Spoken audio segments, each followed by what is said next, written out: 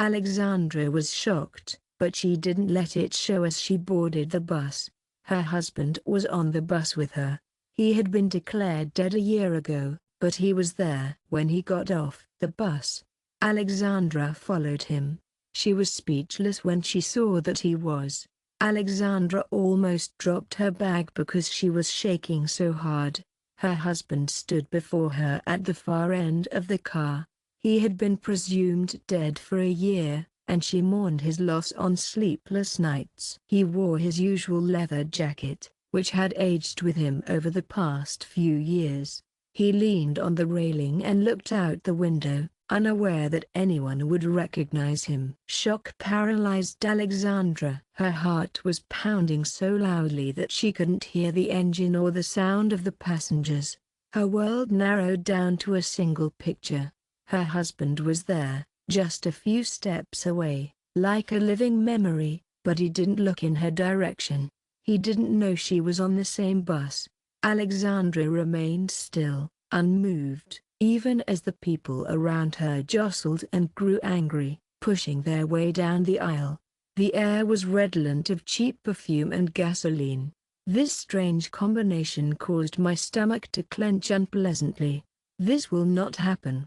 I saw the death certificate with my own eyes, held it with my own hands, and came to the cemetery. Her mind was a total mess, and it only made her more terrified. She was even more shocked when he turned his head sharply, as if he sensed that he was being watched. Alexandra retreated swiftly, seeking refuge behind a towering figure. She was certain that her husband would notice her presence and vanish into thin air if he saw her. He has no excuse for being here. He should have been looking for her. A chill washed over her.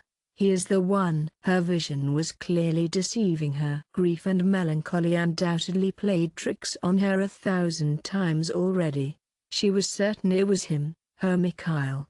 He had disappeared a year ago, and his death had been officially confirmed. Alexandra saw that her husband intended to get off at the next stop. She didn't have time to think about what to do. Her feet carried her directly to the door.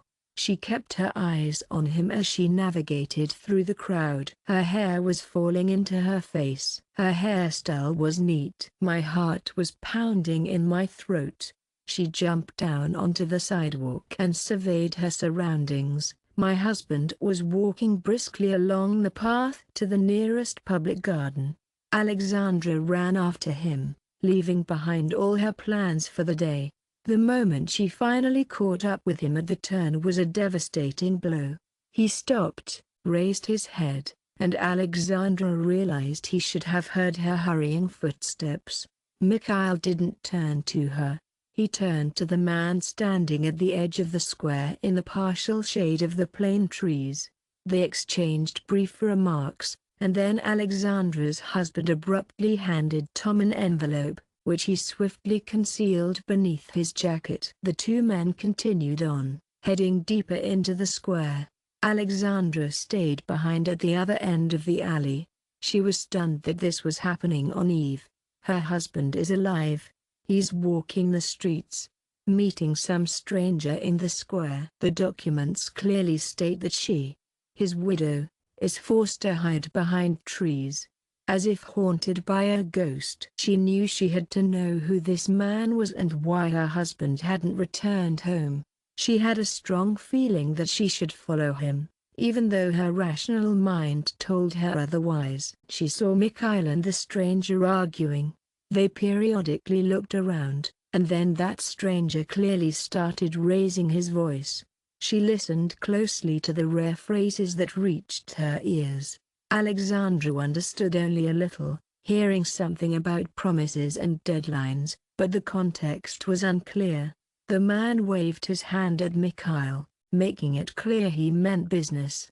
The man staggered back, then took a step closer to him. His eyes showed certainty, mixed with pain and a kind of intense fear. The scene clearly resembled an escalating argument that was on the verge of turning into a physical altercation. They both stopped at the last moment. Mikhail said something curtly to the stranger and turned to leave. The other man clenched his fists and stood his ground. Then he turned and walked away. Alexandra was certain that something dangerous and strange was going on. Even if she couldn't pinpoint exactly what it was, she was on the verge of running out to meet him, about to call out. But she stopped herself. She is afraid that her husband will disappear again. His death, the very news from which she had not been able to recover a year ago and relive it for the second time, seemed unthinkable. She decided to track it.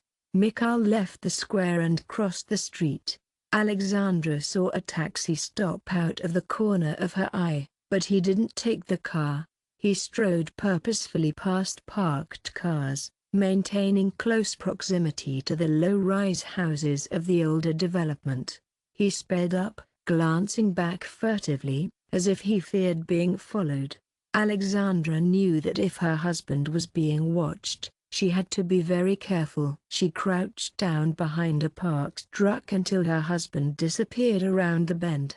A shiver ran through her, and her heart pounded. There was no doubt about it now. This is not a dream, a ghost, or a double. It's unmistakable. Only the Mikhail she remembered could walk and look like that. His every move reverberated powerfully in her soul. She followed, moving with purpose and confidence, as if she were the heroine of a spy story. She had many questions. He should have called. Where has he been all this year? He doesn't care that she suffered so much, buried him, and lost all hope. She was determined to keep her focus and not let the tears distract her as she moved forward. My husband arrived at the courtyard of an old 3-story house, painted in graphite and worn with age. The first-floor window clearly smelled of tobacco and old furniture. It's clear that someone was listening to the radio loudly. Alexandra saw Mikhail take out the key, look back, and enter the entrance. She was crouching warily around the corner. The door slammed. She ran over and immediately started working on how to get inside so she wouldn't miss him. You can't just break in behind it and risk a head-on collision. She must find out the truth. Alexandra took a chance and tried the door handle. She was surprised to find that it wasn't locked. The intercom system is broken. She entered the dim stairwell and heard footsteps from above. Mikhail strode decisively up the stairs, the old wood creaking under his weight. Alexandra stopped, and let him move away. Then she climbed after him. She saw him stop on the 3rd floor at a door that was clearly not a new apartment. The paint was peeling, the door frame was cracked, and there were old shoes next to the threshold. He entered, and the sound of a key turning in the lock soon followed. Alexandra wanted to come over, but she was afraid he would hear her. She stopped at the landing just below. I crouched behind the railing and held my breath, certain that I would catch a hint of the conversation inside the apartment. There was an immediate silence, followed by the sound of footsteps behind the wall. Then, a woman's voice cut through the silence. The woman's words were hard to make out, but her intonation was unmistakable. She was cursing or saying something to him in an agitated and angry tone.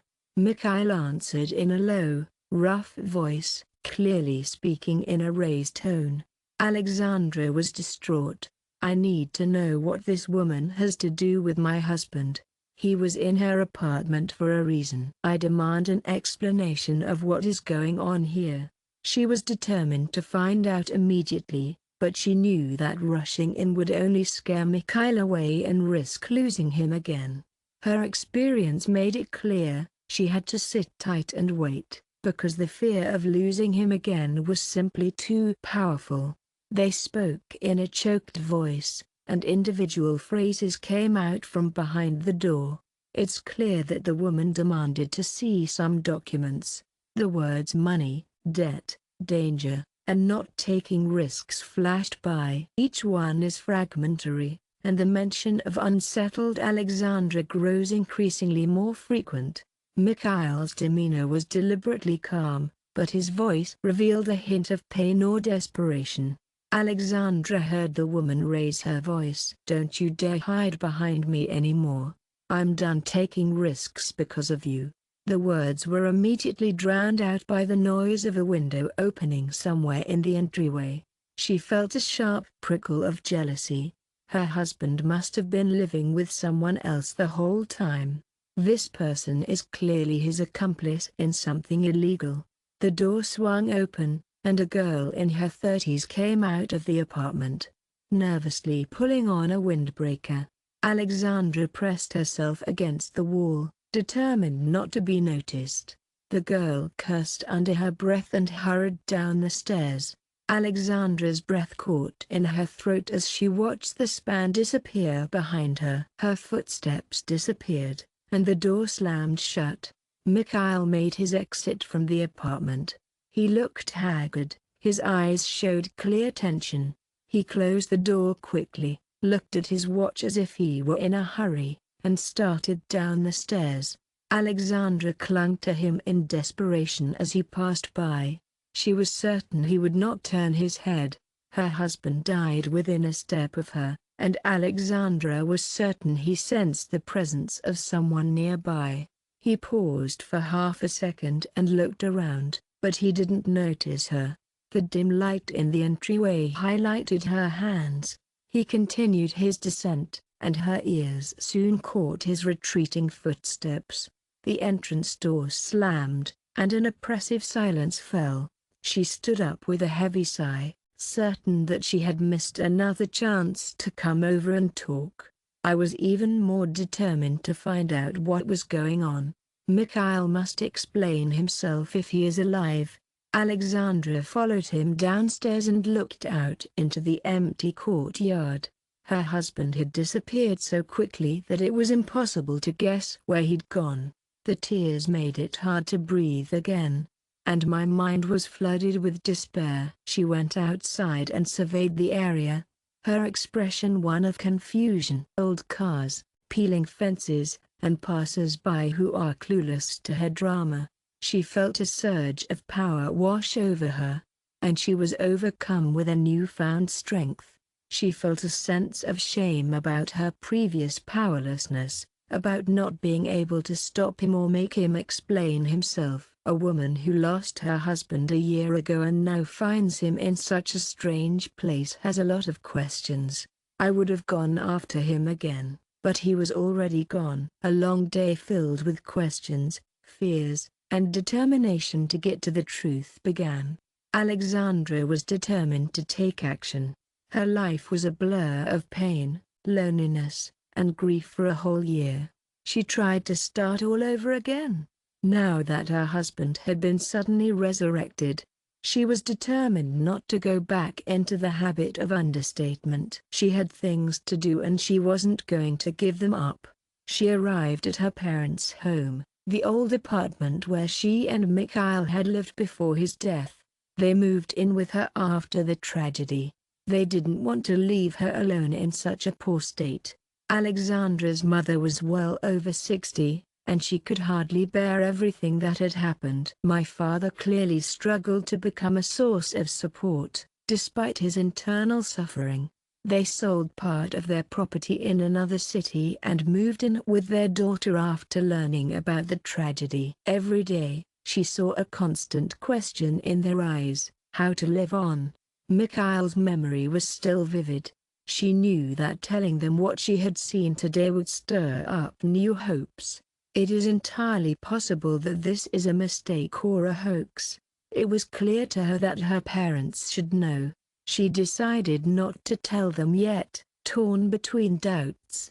Upon arriving home, she discovered her mother preparing dinner and her father sorting the mail. I received the papers from the notary regarding Mikhail's inheritance. The certificate of his death definitively shows that the property passed to Alexandra, and some things passed to Mikhail's parents by law. The money had numerous seals, and the bureaucracy that accompanied it was a source of frustration for the family.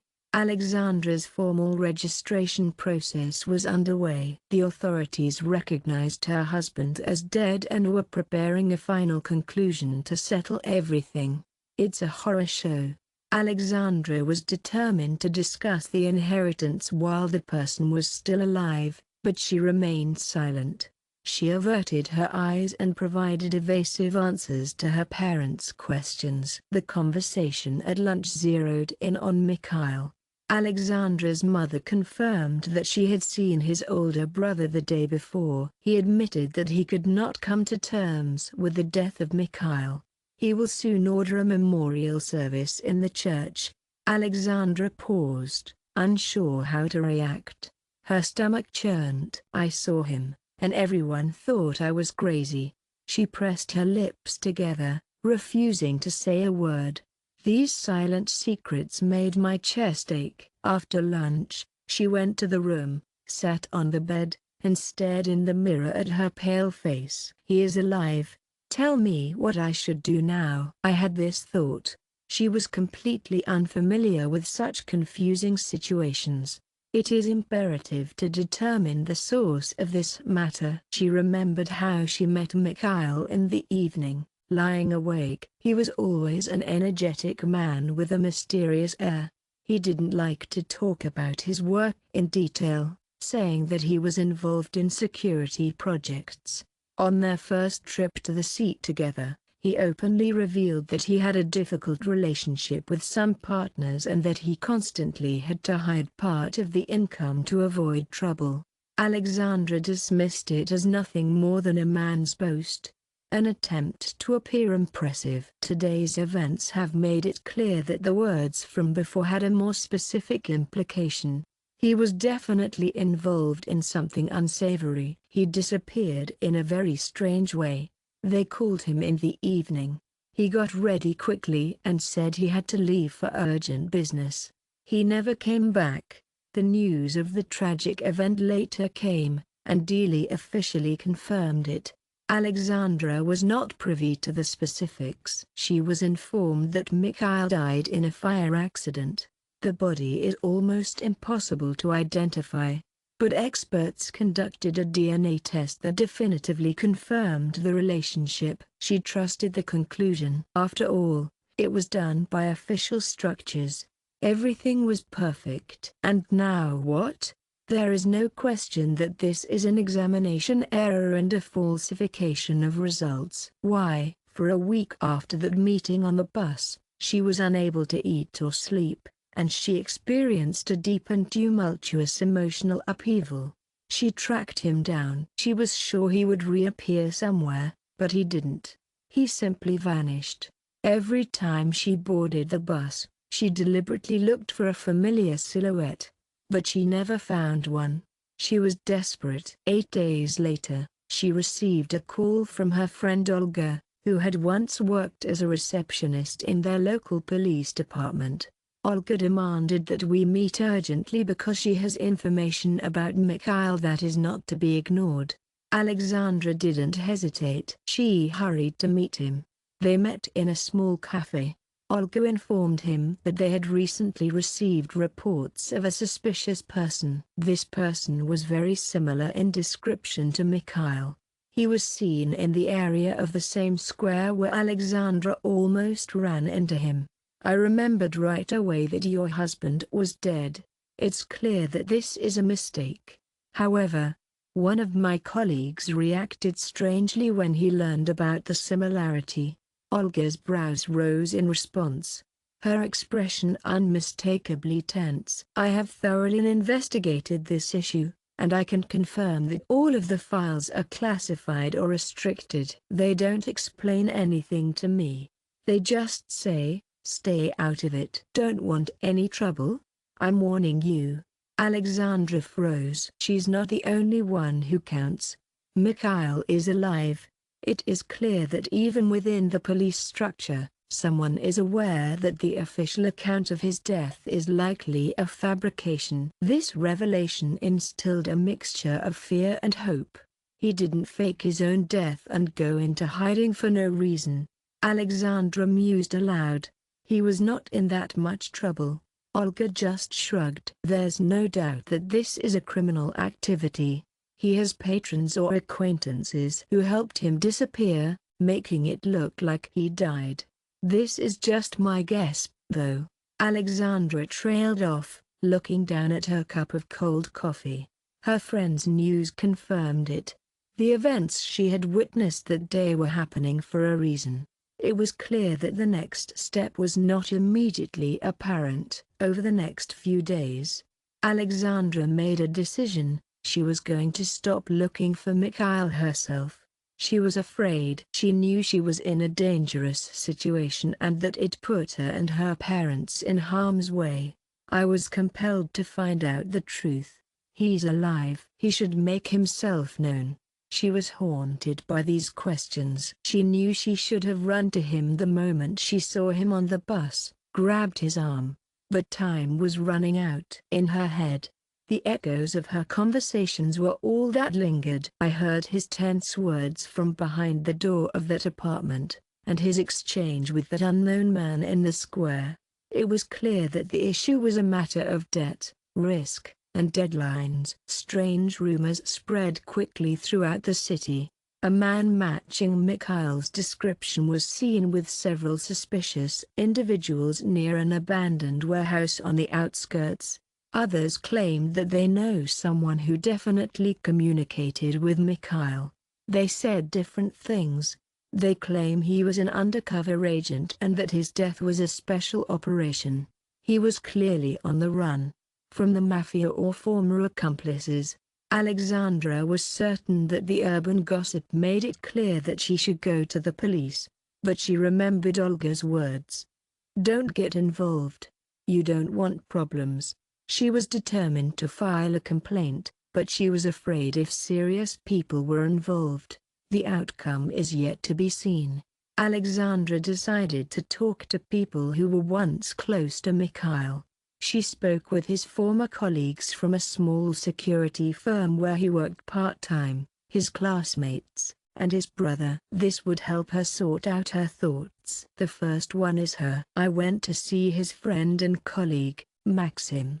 Maxim and Mikhail were inseparable, but after the death of a friend, Maxim pulled away and rarely got in touch. When they met, he looked worried and averted his eyes. Sash, I'm not going to beat around the bush. I don't understand anything myself, he declared in response to questions about Mikhail. 6 months ago, a guy contacted me with a set of leading questions. Tell me exactly what Mikhail did. Who did you meet? He said, forget about him if you want to live in peace. Maxim's expression clearly indicated a desire to move past the past, but his eyes revealed a hint of fear and resentment. Miss had some business on the side, he stated. I never climbed. I was certain that it was none of my business. But he was always hiding something. He asked me to back him up if something went wrong just before he went missing. I was unaware of the precise instructions. He made it clear. If I get into trouble, I need you to keep my flash drive and not give it to anyone but me. He mentioned a woman whose name I don't remember. It was either Elizabeth or Ella. I was reluctant to take the flash drive, but he left it with me, saying he'd take it later. He disappeared, and I threw the flash drive away when some people came and searched my apartment. I burned it because I was afraid it was drugs or spy data. Maxim remained silent, clearly overwhelmed by memories. Alexandra was burned and horrified. She understood that Mikhail had trusted this man with something important. It was impossible to return it. Maxim's smile was clearly bitter. Trust me, otherwise, they definitely would have torn up my apartment. I was convinced that Miss Ho was dead and that all these difficulties were no longer important. I was afraid for my own skin. Alexandra was devastated when she left Maxim. Mikhail definitely had secrets, and they were very serious. If people like that were walking around forcing her to destroy evidence, she would have ended up somewhere. However, this only reinforced her conviction that there was more to life than mere family infidelity. We are talking about something more global. It is related to crime or secret work. He should have contacted her. He must understand how much she suffers. He doesn't know if she has the strength to accept it. Alexandra went to her brother Mikhail Andrei. He lived in a large, private house in the country. He had lived there for a long time. Andrei's cold demeanor towards her was surprising, given their history of mutual respect. His daughter-in-law's presence, despite her widowhood, unmistakably burdened him. "Alexandra, I need to know why you're here. I don't know what to tell you about Miska," he began, firmly refusing to invite her inside. "We thoroughly discussed everything when preparing the inheritance documents." Alexandra, clasping her hands, spoke calmly. "Andrew, I'm not inherited. I saw Mikhail. He is alive." At this confession, Andrew blanched. He licked his lips, clearly excited, and hissed, "Don't you dare talk nonsense. You're wrong. You don't know what you're talking about." Alexandra stared directly into his eyes, displaying a firm and unyielding expression. "I know what I saw, and it's clear to me that something very serious is involved." Andrew tried to change the subject. "He told me quickly that he has health problems right now and can't waste time on mystical stories." Alexandra refused to back down. "Andrew, this is your brother. We must help him find out why he's hiding if he's alive." Mikhail's brother lost his composure and screamed, "You need help, but I don't need it. I refused to go back into that swamp. Think for yourself. You know what you're doing. You were warned." She was visibly rattled when she returned to the car. "I explicitly warned you." "What about that?" Her heart was pounding. Andrew knows something. He was unequivocally unwilling to get involved. Alexandra knew there were too many mysteries, and no one was going to unravel them. She was ready to go to the end. "Mikhail is dangerous. His brother is clearly afraid of him." The days passed. Alexandra continued her search. She tortured herself with guesses and maintained a normal facade at the same time. Her parents were concerned about her pallor, her tendency to arrive late or leave early, and her general behavior. She ranted about her workload, insisting that she had a ton of tasks to complete. However, the truth is that she was on vacation. She knew she had to go back to the house where she had seen her husband, or find witnesses who could point out where he had disappeared after meeting the mysterious woman.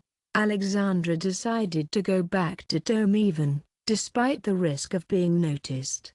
She entered the courtyard repeatedly, searching for anyone exiting the building.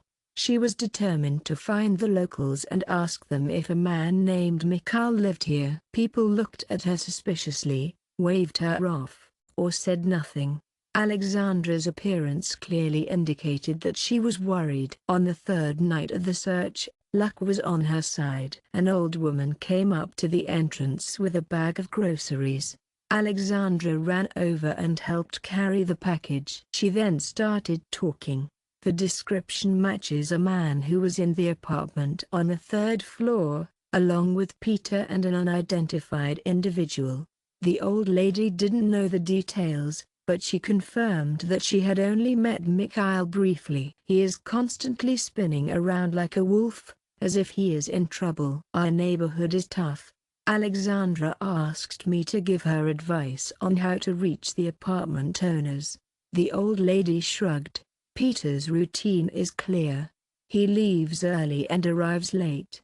I'm too old to keep an eye on him, and the woman is either his daughter or a friend. I don't know. I've definitely seen them together recently. You should wait until they show up." Alexandra knew this was a dead end, but she asked me to let her know if a man that the old lady had already seen appeared. She nodded, promising to help. Alexandra made sure to leave her phone number for the old lady in case she noticed something important. She knew it was a gamble, but she had no other choice. As she left the courtyard, she confidently posed the question. "How so?" "Mikhail is alive. I'll search every alley to find him." I felt sick and empty. but I refused to go home empty-handed again. The next day, she received a call from a man whose voice she didn't recognize at first. "Alexandra?" "What is it?" he asked, his tone laced with disinterest. "Yes, who is it?" The heart dropped instantly into the abdomen. "We met when you were following Mikhail around the house." Alexandra's reaction was immediate. She almost dropped her phone. "Who are you? Have you seen me?" I asked, certain that he had not. There was a nervous chuckle on the other end of the line. "Let's meet again. Don't do anything stupid. Don't call anyone. Trust me. You do not need it right now." Then they hung up. It was like a cheap detective story, but she had no choice in the matter. This mysterious man must know something. He'll help her figure out why her husband didn't get in touch with her. She was given the address of the meeting in a short message. It's a half-abandoned square on the outskirts, closer to the old industrial zone. Alexandra's reaction was immediate and visceral. It's clear that this place is unsafe. She had no choice in the matter because it was about her husband. She went there at dusk. I made my way through the sparse trees, passing dark silhouettes of buildings that were locked up. Her heart raced at every sound, but she kept walking, ready to use her phone if she had to. At the end of the old bench, almost in ruins, she saw a hooded figure. The man gestured to her, but he was careful not to make any sudden movements. He sounded like he was in a criminal story. Alexandra approached, her composure unshaken. "You know something about my husband." The man hesitated for a moment, then decisively removed his hood. It was that same stranger. Mikhail had argued with him in the square on the day of their sudden meeting. He had a fresh bruise on his cheekbone. "My name is Roman. I know you're looking for Mikhail. He explicitly instructed me to warn you." He stopped abruptly, as if reluctant to proceed. Alexandra waited, her knees shaking with anticipation. Nov uttered a sharp oath and fixed her in his gaze. He said, "Mind your own business. It will come." "This is bad, but I know he doesn't mean you any harm." "You're the wife." "Yes, I'm his wife, and I have every right to know what happened to him," Alexandra declared, her voice firm and determined. Roman shifted his weight, his nerves evident. "I'm not his friend. He is indebted to me. This is a significant sum, and he's clearly trying to mislead you. He guarantees he'll return it as soon as he resolves his business affairs. He's got serious business to attend to." Alexandra was perplexed by the unfolding events. Roman glanced at her and grinned. "He didn't disclose all his earnings. There is contraband and other things. I don't know the details, but I know we were all involved in an adventure. He asserts that he will soon receive a large sum of money, and then it will pay." I tried to pin him down to make him pay, but he only warned me that if I pushed too hard, it would be worse for me. Alexandra's stomach churned. "Smuggling large sums of money is a serious crime." "Why did he fake his death?" "What is it?" she demanded, her voice low and assertive. Roman shook his shoulders, making it clear that he didn't want to be found. "I don't understand it. He made it clear that there were people he owed more to than me. If they find out he's alive, he's finished." Roman's words were cold. Mikhail was clearly running from dangerous creditors or partners. He made a huge mistake. He left his wife in complete ignorance, in grief, and at the same time risked that she would be looking for him. He undoubtedly thought it would be safer for Alexandra. There were additional questions. Roman sighed and stated, "I didn't get into this at all, but when I saw that you were following him, I realized that he didn't dare come out to you himself. He's clearly afraid for your life, and it's not just that. I'm sick of it." He said that directly. "Aralny leaves the city. He's definitely going to, if things don't work out in his favor. Alexandra closed her eyes. He'll leave. He won't even say goodbye to me. I felt resentment and longing in my chest. Roman remembered his interests and added, he said he left something for you in one place. Look. If you keep looking for me to tell you, I'm not going to. I refuse to get into more trouble. Alexandra almost screamed. I will find out if he left me something. Roman took a step closer. His sigh audible. Good. There's an old auto repair shop on the highway that's been closed for a long time. He instructed you to look in there if you felt you couldn't live without it. Let me be clear.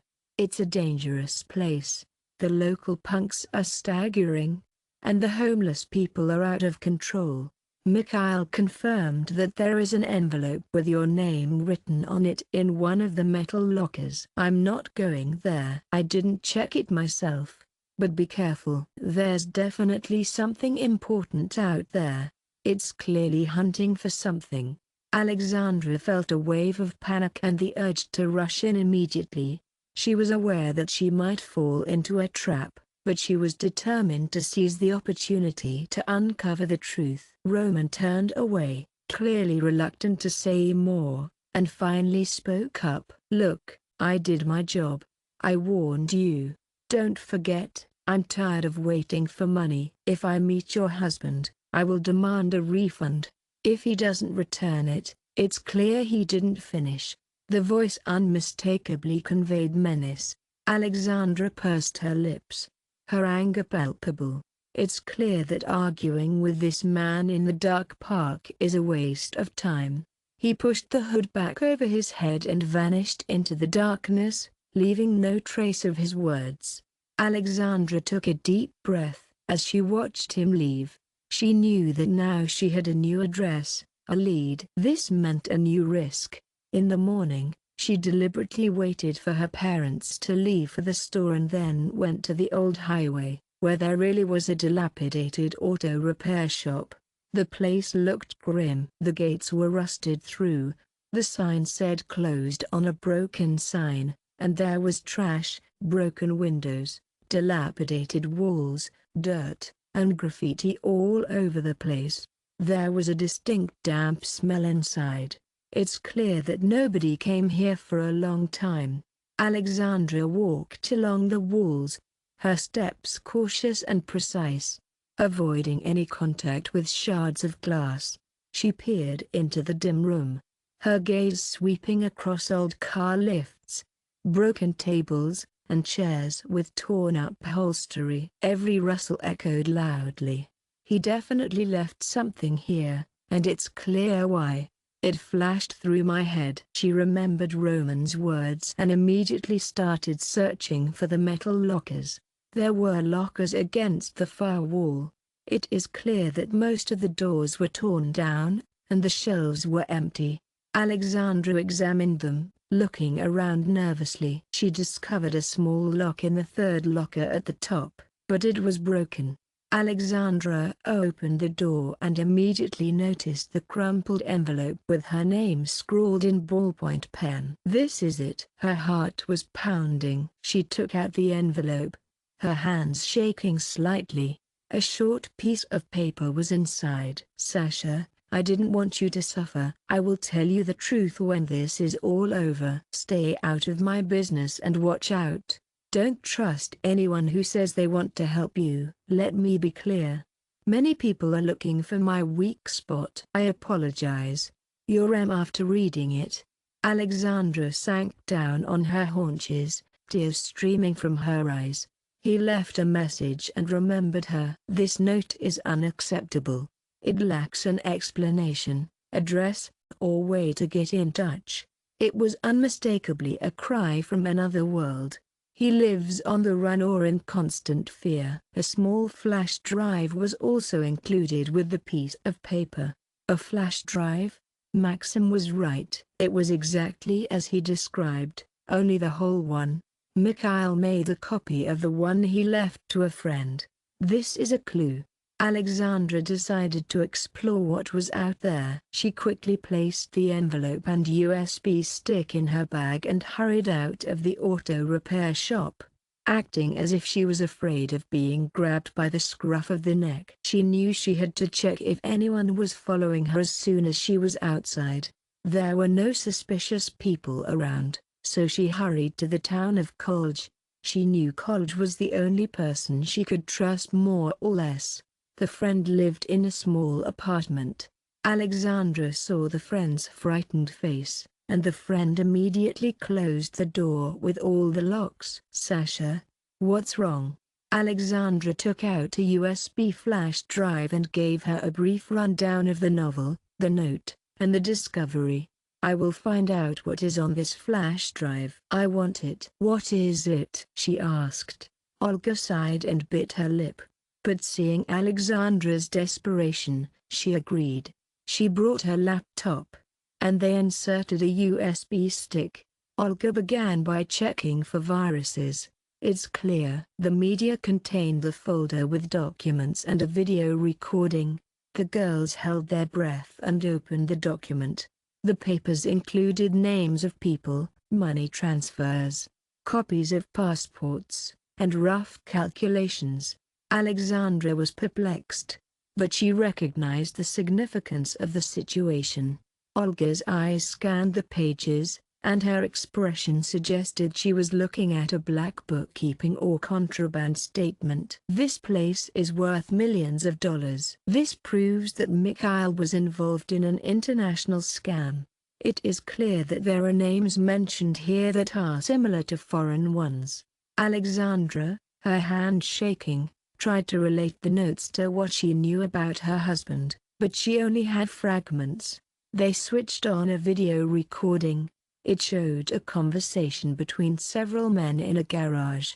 The camera was probably hidden. The poor image quality made it difficult to distinguish faces, but Mikhail's voice was clearly identifiable. He stated that he was prepared to transfer the cargo. However, he made it clear that if he receives advance payment and cannot appear due to outstanding warrants in multiple regions, he will not proceed with the transfer. A gruff voice demanded guarantees. The conversation was clearly unhinged, filled with vulgar language and threats. "This is clearly a deal that Mikhail mediated," Olga whispered. "He was framed and forced to disappear." Alexandra felt both pain and relief when she saw her husband's clear figure on the screen. "He's definitely alive and hiding, entangled in criminal cases." At the end of the video, Mikhail turned to the camera and delivered his message. "I trust my people. This record will come up if something happens to me." The recording abruptly ended. Alexandra closed her laptop. She was not going to watch anymore. "That's why he faked death, I know it. He is afraid of either revenge or prison, or maybe both." Olga leaned back in her chair, thinking. "Sasha, we must go to the police with this. Understand this. If the other party is serious, everything will become even more dangerous." "I do not have access to such cases. Mikhail is undercover, so climbing is unnecessary." The recording clearly shows that he was acting on his own initiative, not as an agent. "You're caught in the criminal maelstrom." Alexandra held the flash drive in her hand. "I'm going to find him again. He should say it to his face. I demand to know what will happen to me if it all comes out. He should have warned you in advance." It was unacceptable.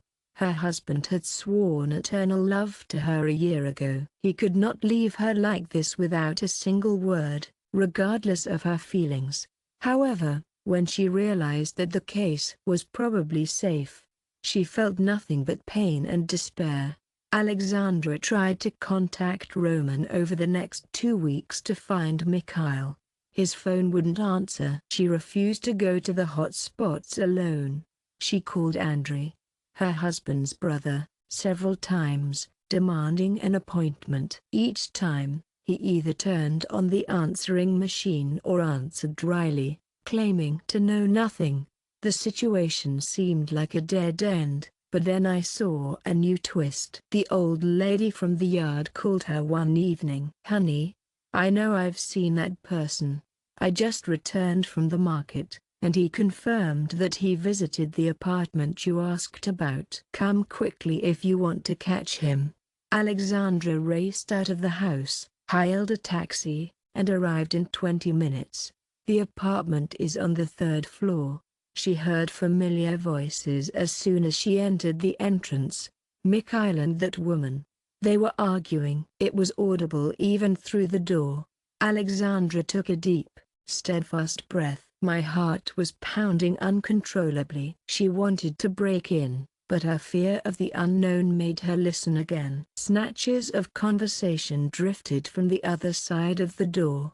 You promised to leave.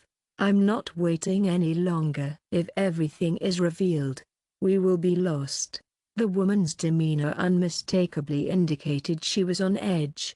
Mikhail's voice was clearly muffled, and it was unmistakably desperate. I know exactly what's going on. I need more time to complete the transaction. After that, it's no good. Alexandra pressed her ear to the door, breathing hard. The woman continued. Do you know that your wife might set us up? I'm not going to run into her. Why did you leave an envelope for her? She will find him. Mikhail's temper flared. It wasn't her fault. It's clear. I will not allow her to go any further. Let him think I'm going abroad. Alexandra almost screamed. He knew she was on his trail all along, and he was determined to keep her out of danger and make her believe he was going to run. Her hands were shaking with anger and resentment. Everything inside screamed at the top of its lungs. She restrained herself. Mikhail said, "Don't forget, we're both in this together. Go away. If they catch up with us, that's it." "Stop talking. I have to go. I know someone is following me." Alexandra heard footsteps toward the door, and she knew she didn't have time to pull away. The door swung open, and she looked straight into her husband's eyes. He stood in the doorway, a small backpack in his hand, his face contorted in shock, and the woman behind him gasped. A second of silence felt like an eternity. Mikhail tried to slam the door, but Alexandra loudly exclaimed, "No, you're not going anywhere this time." She clung to his arm. Tears sprang to her eyes. "I expect an explanation for why you didn't come to me. You owe me an explanation. Why did you make me suffer for a whole year?" Mikhail was breathing heavily. His dark circles under the eyes made it clear that he had not been getting enough sleep. He pursed his lips and then said firmly, "Sasha, don't ask questions here. It's dangerous." She refused to let go of his hand. "Mikhail, I will not leave until I hear the truth." The woman stepped into the doorway. "Let her go. I will call the people who will solve this problem." Alexandra was taken aback by the cold menace in Sheila's voice. Mikhail answered her, without turning around. "Shut your mouth, Irina." Alexandra's hands dropped to her sides. "Irina is the name of the person who lives here." She now knows the name of her husband's rival, who is clearly involved in some shady business. A neighbor downstairs answered the noise. "You guys are fine. Keep it down." Mikhail gave him a scowl. Aware of the importance of avoiding conflict to avoid attracting attention, he took Alexandra by the shoulder and said firmly, "Let's go down and talk." "Irina, wait for me here." Alexandra's trembling was evident, but she followed him. They stopped outside, in the dim courtyard. Mikhail looked around and said firmly, "Sasha, I know you're looking for me, but you have no idea what kind of danger you're in." "I'm not going home. I protected you. I faked my own death so that the people I owe wouldn't be interested in you. Irina is the one who helps me. It's not a novel. We are not connected by a common cause." He abruptly halted, seemingly hesitant to divulge any more information. Alexandra interrupted. "Her role is of no concern to me. I demand to know why you thought I should have been left alone in the mountain in limbo. We should have run away together. You must know that I am trustworthy." He ran his hand through his hair. Understand this. I'm involved in serious criminal schemes. I was certain that I could make money from it and secure our future. Everything went wrong. I knew I was in danger of being killed, so I took control of the situation. I set myself up as if I was dead. My plan was to leave quietly so that I could be left alone. I underestimated them. They discovered that I had dirt on them. They're looking for me now, but they don't know if I'm alive. I'm doing everything I can to not glow. Sasha, if I had told you right away, you would have been targeted too. I knew that if I walked out of your life, you'd stop talking. Al felt a sharp pain. You thought you'd make it easier for me to survive your death than the real danger. Alexandra laughed, her tears mingling with the sound. I almost lost my mind. Now that it's all out, it's time to move on to the next step. I need you to tell me if you're going to disappear again. Mikhail's head shook decisively, his eyes conveying unmistakable fear. The situation has changed. I am indebted to a considerable amount that I am unable to repay. I will make a deal with people who want to get out of the country but need my help. Instead of, I will pay back the debt and stay alive. I'm not concerned about how it will turn around. The key is to keep them from suspecting that you know. They will suspect anything. Alexandra's face flushed. I know everything. I have a flash drive. I need your recordings and videos. He froze. He firmly grasped her by the shoulders. Did you find her? No. She saw the horror spreading across his face. He looked into her eyes. Sasha, hand over the flash drive. It's dangerous.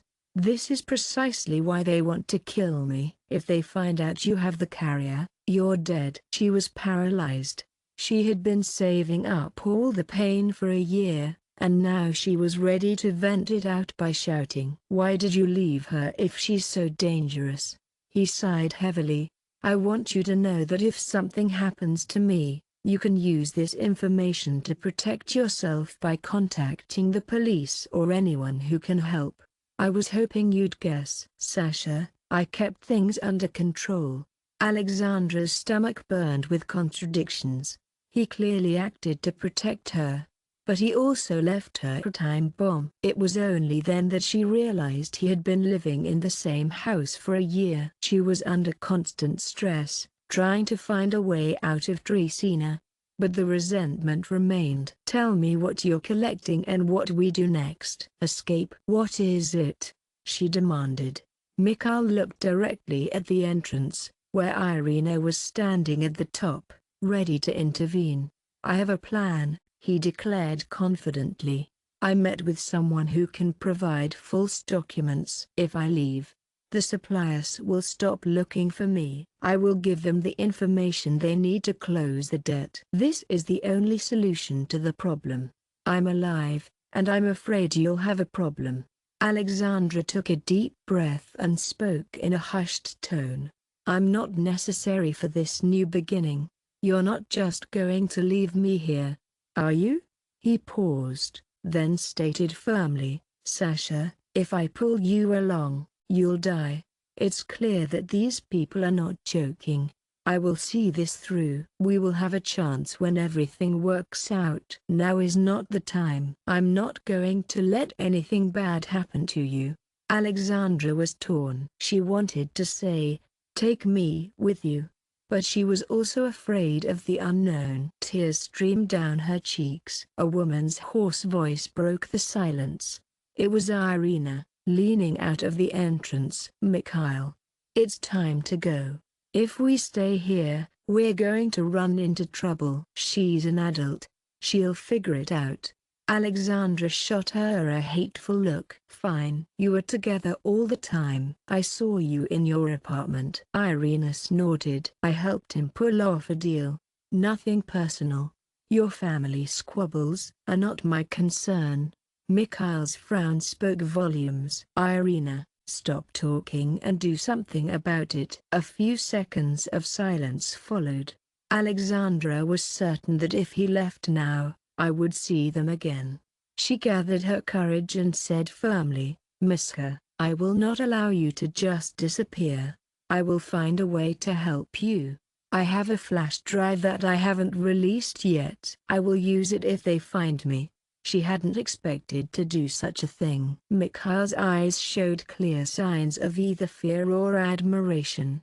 He lowered his voice. Sasha, don't mess with that. Good. Keep the flash drive with you. Hide it safely. Stay out of it. I will contact you if I can. But for now, goodbye.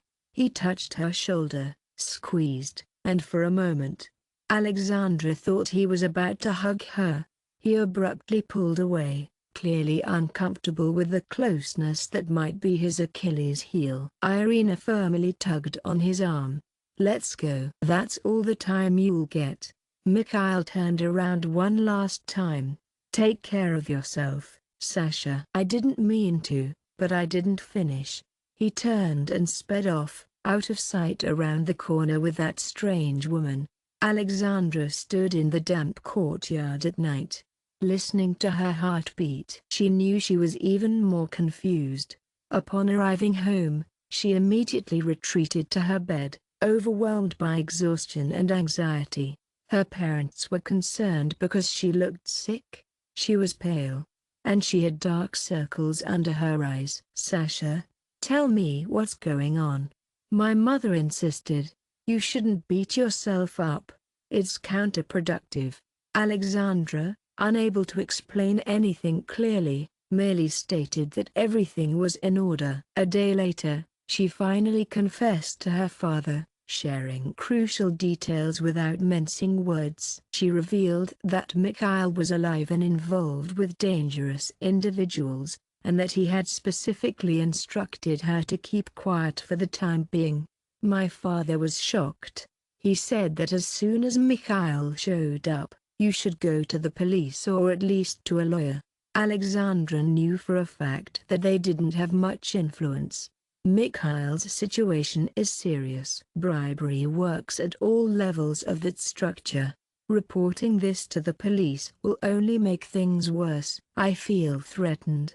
Meanwhile, events unfolded. She received a call from an unknown number during the night. When she answered the phone, it was silent except for heavy breathing.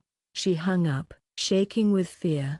I was unable to sleep any longer. I am certain that they are the ones looking for her.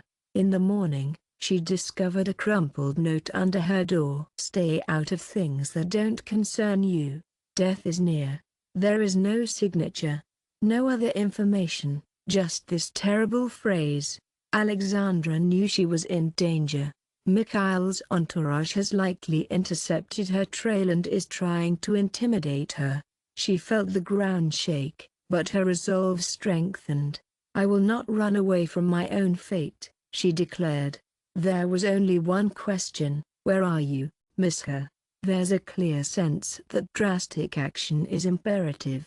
Olga recommended that she consult with a lawyer she knew. He was known for handling complex cases. She didn't reveal everything, but she did claim to have incriminating evidence and expressed fear for her safety. The lawyer, a reserved man in his 40s, listened carefully and then said, if you have serious evidence, you can use the Witness Protection Program. Contact law enforcement agencies to do so. It's time to go for it. Alexandra thought carefully.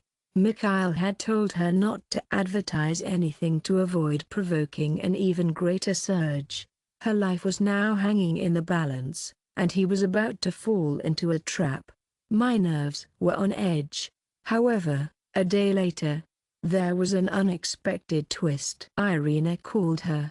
He sounded unmistakably annoyed and slightly scared. Look, I don't have to talk to you. Mikhail is missing. It's been 2 days. I don't know where he is. We were supposed to leave together, but he didn't show up to meet me. You know something? He definitely came running for you. Alexandra's heart abruptly stopped beating. Gone. He did not come to see me. That's all I know. Irina firmly exhaled into the phone. He's either going to show up, or I'm going to start acting on my own. Alexandra demanded to know what Irina was planning. But Irina abruptly ended the call. Alexandra's mind was undoubtedly mixed up. "Tell me what happened." "He either escaped or was captured. I will endure more sleepless nights and fear." The only thing left to do was wait for news. That was unquestionably the worst part. She told her parents nothing more than that she was having problems at work. "I made it clear to my lawyer that I was not going to cooperate with the police." Olga took charge, calmly and assertively, in an effort to soothe her. "I came to spend the night."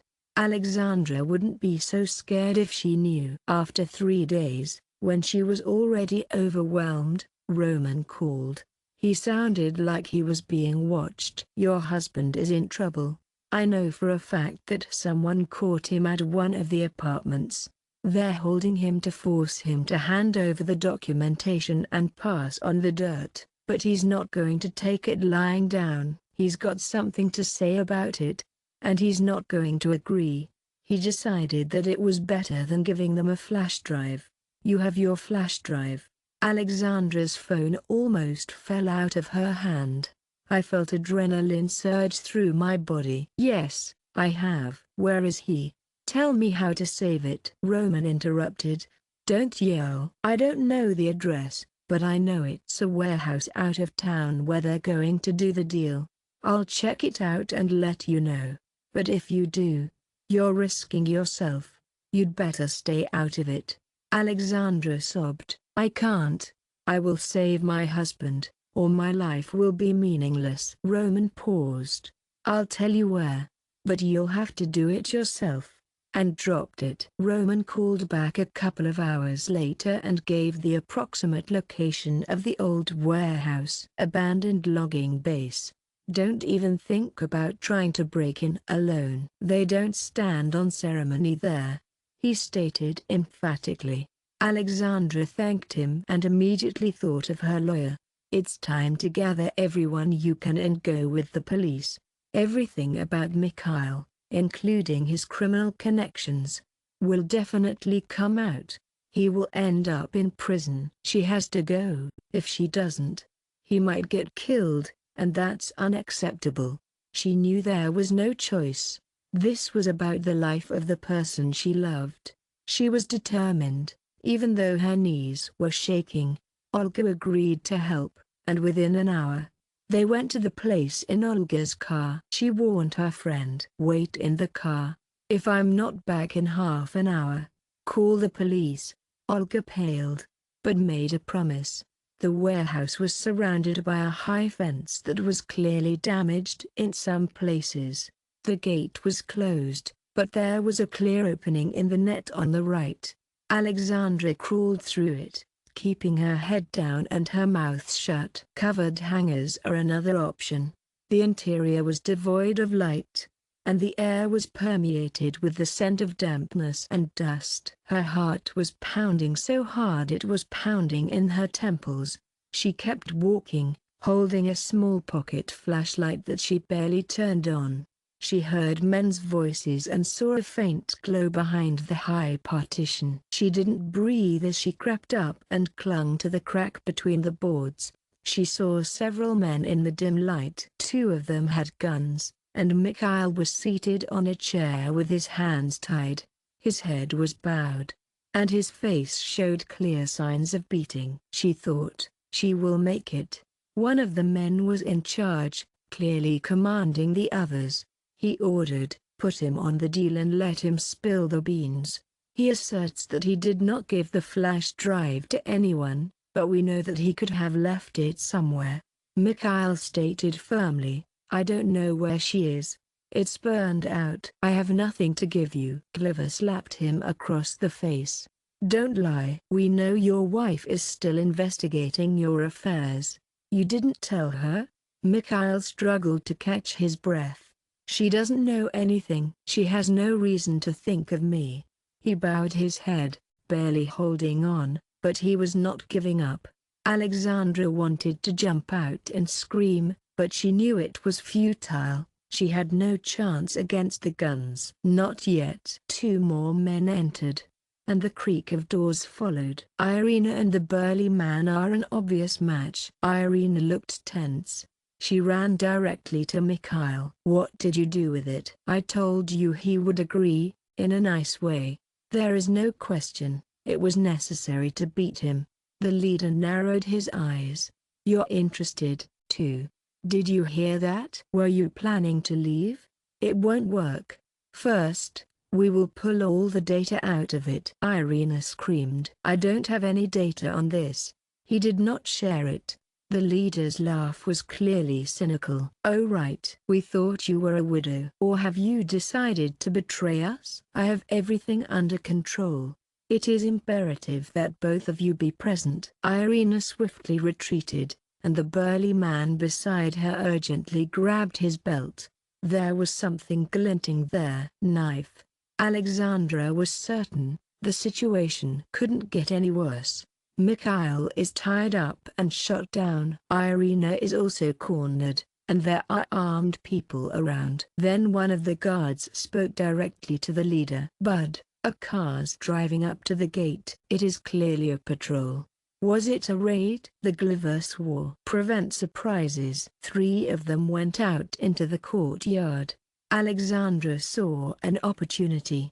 It's a slippery slope, but if it's true, the police are capable of knocking everyone down. My heart was certain. It was Olga, frightened, who called me. She was uncertain about what was best. We had to find a way to get Mikhail out of this trap. There was only one thing to do. She hesitated, and the others immediately turned their anger toward Mikhail. "You understand everything." One of them pointed a gun at him, "Without a flash drive or documents. You're dead. Come on. Tell me, who else is involved?" Mikhail remained silent, only occasionally grimacing in pain. Alexandra steeled herself, slipped out from behind the partition, and headed for the furrow of metal shelves. She was certain she'd find some sort of pipe or piece of metal to distract her attention.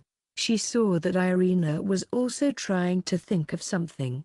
Alexandra glanced at her and saw her slip away. I reached for my pocket, but one of the bandits saw it. He commanded, "Stop." "What's in your pocket?" Irina raised her hands obediently. "Nothing, cigarettes." He made her pull everything out of her pocket and checked it out himself. Irina's gaze locked with Mikhail's, and it was clear she was ready to act on her desire. They were not going to survive this encounter without consequences. There was a commotion outside. It is clear that those who arrived at the gate, whether it was the police or someone else, caused a reaction, shouting loudly and swearing. A fight clearly broke out. The leader ordered one of his men to stay with Mikhail, and he and the others moved out into the street. "Keep an eye on them," he ordered, pointing to the prisoners. "Don't let them escape." The guard nodded, gun in hand. Alexandra's oxygen levels were dropping rapidly, but she identified 2 remaining enemies. "This is the security guard and the burly man who came with Irina. He's clearly part of their gang." Unclear, but they trusted him. Irina abruptly took a drastic action. She feigned a faint and dropped to her knees. The guard's frown deepened as he closed the distance, eager to understand the situation. "Oh, with her." A second later, the burly man lunged at him, trying to snatch the weapon. A scuffle broke out. The guard fired into the air. The bullet bounced off the iron beam. Mikhail started, but he couldn't do anything because his hands were tied. He couldn't help it. This Samatakhoi chose to use Alexandra. She came around the corner with the old iron pipe she'd found on the floor and slapped the guard's arm as hard as she could. He howled. The gun flew. The burly man didn't hesitate. He sprinted after him. Irina screamed, "No!" The guard, on the way to recovery, attempted to seize the weapon. The man tripped him, causing him to fall onto the concrete. Alexandra grabbed the gun and aimed it at the guard, not taking her eyes off him. Her hands were shaking, and she didn't know how to shoot. but she was determined to stop the threat. "Stay put. Stop it," she commanded. The man lay there, eyes bulging, fighting against the burly man's grip. The guard clearly had a broken finger or arm. He was clearly in pain. Irina hurried over to Mikhail and swiftly untied his hands. Alexandra was covering them, even though she was on the verge of fainting. Irina untied her husband and stepped back. Mikhail staggered to his feet. "Sasha, respond." He breathed out in genuine astonishment and lowered his head in exhaustion. Irina took his arm and helped him walk. The burly man seized the gun from Alexander because he knew how to handle it. He nodded and said, "Everyone, let's go out the back door before these guys come back." "Faster." Alexandra looked directly at the guard on the floor. "What about him?" It was clearly trying to crawl away, losing the ability to follow them. The burly man said in a cold tone, "Forget it. He'll call for help, but we'll already be far away." At that moment, shouts and shots rang out in the street. It's clear to everyone that this is a real collision. Alexandra ran after Irina and the burly man, helping the struggling Mikhail. They crossed the warehouse, kicked down a back door, and made their way to a bushy passageway. They hurried through the thorn hedge and out onto the dirt road, panting. "I saw car lights in the distance. I heard it from the siren." Someone definitely came. It's clear that a shootout ensued. Alexandra helped Mikhail into the back seat of Olga's car, which was waiting at the turn. He almost couldn't stand it. The burly man and Irina sat in the back. Olga stepped on the gas, pale as a sheet. The car took off. All five of them were silent, but they definitely heard Mikhail's heavy breathing. Alexandra only snuggled up to her husband when the warehouse was far behind. Irina tried to check Mikhail's pulse, but Alexandra did it herself. "He's conscious, but he's very unwell.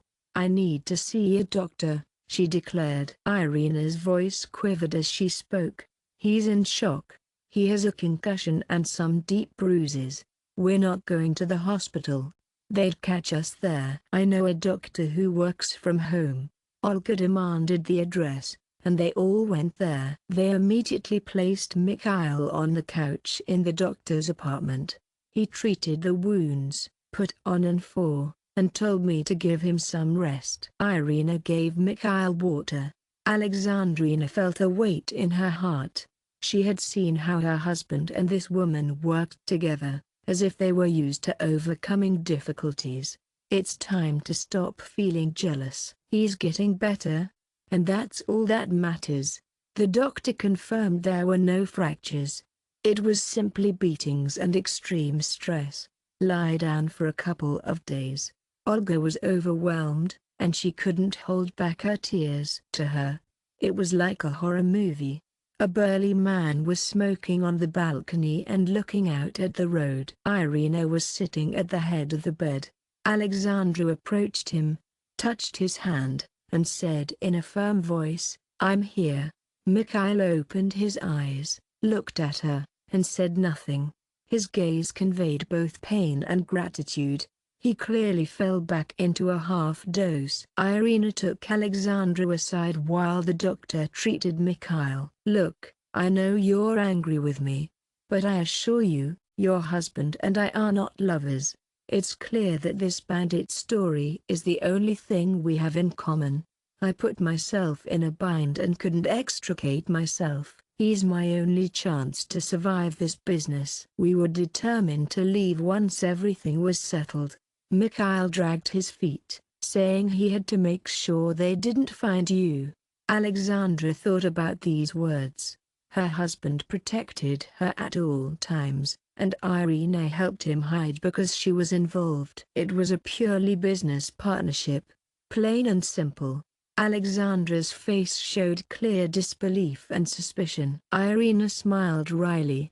"It's clear that romance is not part of our lives. I have no more feelings. We are now in a position where we need to be saved." A day later, Mikhail's condition stabilized.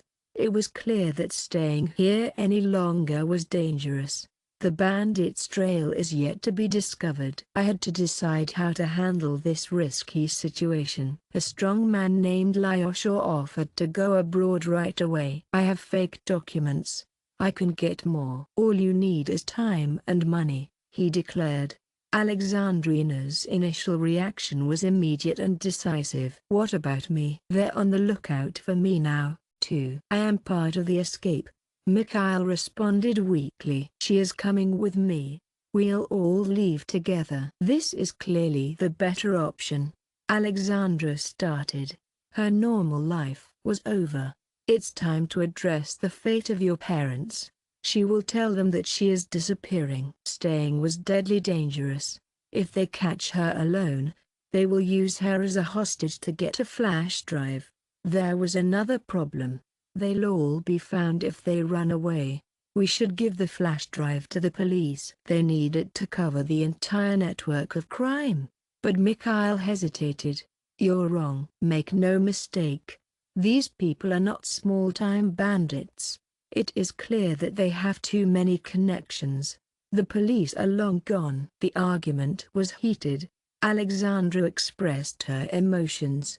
Miska, you've been dead to me for a year. And all for what? Endlessly running is the only option. We mustn't forget our parents and loved ones. Your brother? Mikhail replied, his voice subdued. I'm sorry. I don't see any other way. If they find out you're gone, they'll take your parents hostage. We must do everything carefully. Irina proposed a compromise while they were arguing. Kill Mikhail and Alexandra. Make it look like an accident. Lyoshaw will help them cross the border with new names. I know people who solve such issues for a lot of money. We will fabricate documents showing the bodies of some poor people involved in an accident. Irina started to speak, but Olga immediately contradicted her. This is a nightmare. Don't play with other people's bodies like that. This is a sin. It is highly doubtful that it will work. Irina was determined, and Alexandra was unnerving, but Irina was in charge. In the criminal world, this is a common practice. If you want everyone to fall behind, live under a different name somewhere abroad. Alexandra was certain that running and hiding like criminals was the wrong thing to do. Tell me how to clear Mikhail of all this dirt, cooperate with the law, and catch the big bosses. He should give the flash drive and tell them everything. They'll probably reduce the term or give him some guarantees. Mikhail shook his head. Sasha is not Hollywood. They have the option of merging me with someone they are connected to. This is all an illusion. Let me be clear, I'd rather be killed than protected. And you, too. She understood the logic behind these words. We don't live in a fairy tale. You need to know how to leave your parents. Heavy thinking took place over the course of 2 days. Mikhail slowly recovered and told Alexandra everything he had accumulated over the year. He explained how he was forced to take part in the transportation of illegal goods. He also revealed how he owed a huge amount because one batch of goods was missing and the bosses demanded compensation. He understood he could be killed, so he forged a death certificate. He then agreed with a corrupt pathologist to process the DNA result from another fire victim. Mikhail's decision to hide on the periphery was a mistake. It only made the situation worse by getting him involved in new frauds. Irina was also a hostage to the situation. When they feared evidence would come out, they held on to each other. I'm going to finish this quickly and then bring you back to life. Don't think about me, he said, his voice firm. Alexandra listened. Her emotions conflicted: love, resentment, frustration, pity, and a desire to save. She lay beside him at night. They rented a room with a doctor for a couple of days. They knew that, despite the lies, she could not leave him in this position. He reached out to her through his dreams, squeezing her hand firmly as if he was afraid it would disappear. On the 3rd day, Irina reported that I had obtained fake passports. Lyosha confirmed that there is a window of opportunity in a few days when they can cross the border undetected. Serious inspections are about to begin. If you haven't taken action yet, you're running out of time. Mikhail then made his announcement when he was able to get up. Sasha, we're leaving. You have the choice to stay. I'm well aware of the risks, but I'm not going to let that stop me. I've made too many mistakes. Alexandra looked directly into his eyes. What about my parents? He remained silent, his head bowed. Irina intervened, telling them the truth will cause them to reveal it. If they're being watched, everything will collapse. Leave them in the dark. That's the best way to make them think you're just missing. Alexandra trembled with horror. It is clear that they will not survive the loss of their daughter after the death of their son-in-law. Irina understood that this was cruel, but it didn't work out otherwise. You should let them know about you when things calm down. There is no direct contact at this time. Alexandra's eyes welled up with tears, and Mikhail only put a hand on her shoulder, frowning darkly. Olga also cried, saying that this was crazy. She was certain that there was no other way to escape. The whole combination was at risk of failure. Alexandrina refused to let her parents go astray, but she loved Mikhail and knew she had to do what she felt was right. She was certain that she would explain herself to her family once the danger was over. The decision had been made. That evening, as they prepared to leave, Alexander's phone rang. It was a number he didn't recognize. She picked up the phone. A woman's voice, soft and choking, asked, "What's going on?" "Alexandra, I'm an ambulance doctor. Your mother is here. She has a heart attack and a gallbladder attack. She felt sick. We are taking her to the hospital." Alexandra's vision went blank. My mother burst into it. I felt acute guilt and horror in my heart. "She will live." I said it. The doctor was clear. "The condition is serious, but there's hope." Alexandra ended the call, looking pale. "I'm not leaving now. I'm going to my mother's," she declared. Mikhail swore, certain that they were on the verge of escaping. If she showed up at the hospital, she would attract attention. Alexandra stated the following: "I can't help it, Miska. If my mother is dying, I will be there for her." Irina started to object, saying that they might be detected now. Alexandra was resolute. Then Mikhail gritted his teeth. "We'll do it quickly. I'm coming with you." Irina clutched her head. "Let me be clear, you're both crazy. You'll find them at 2 invoices.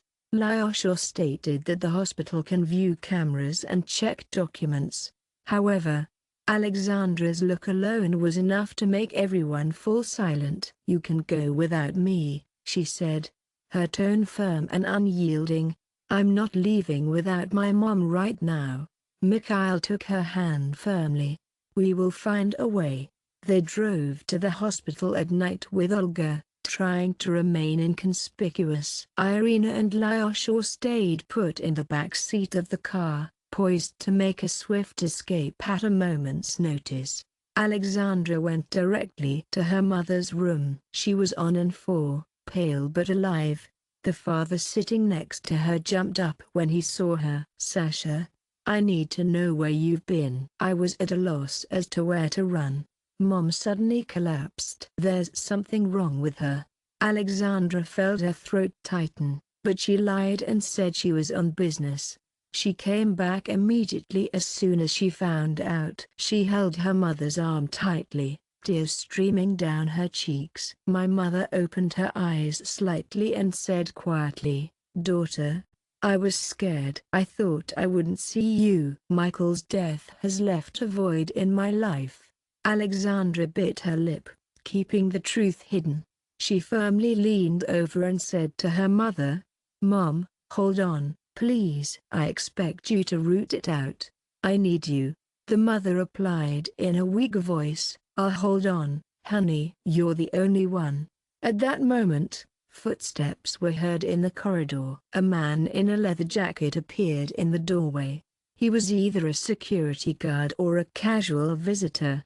Alexandra ran to the door and found him staring at her. My heart ached. It must be a bandit.